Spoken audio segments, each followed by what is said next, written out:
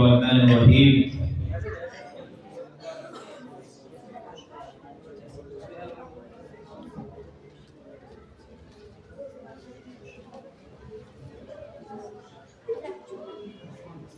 نحمدہ ونصلی علی رسولہ الکریم اما بعد رنگ نشاط بزم دو عالم پہ چھا گیا رنگ نشاط بزم دو عالم پہ چھا گیا جس دن کا انتظار تھا وہ دن بھی آ گیا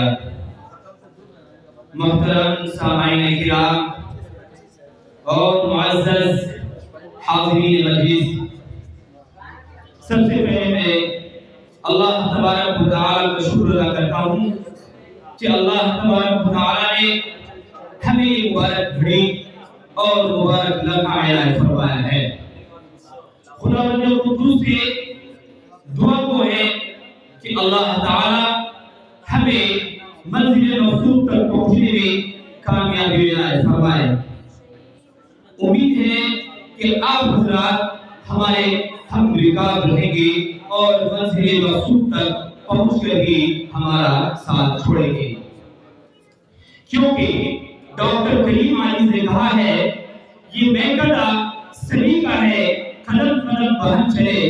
یہ میکڑا سلیقہ ہے قدم قدم بہن چلے، یہ میکڑا سلیقہ ہے قدم قدم بہن چلے، تمہارے ساتھ ہم چلے ہمارے ساتھ تم چلو۔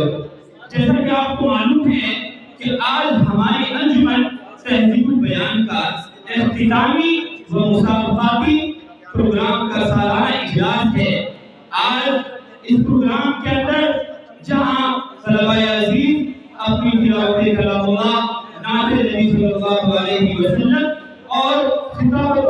صحافت کا ایک مسابقہ پیش کریں گے، وہی اس پروگرام کے اخیر میں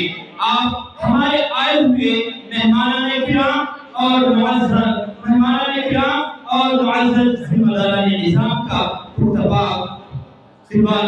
ہم سننے کو ملے گا۔ میں آپ کو بتاتا چلوں کہ آج ہمارے اس مسابقے میں دو حکم تھے۔ دارالعلوم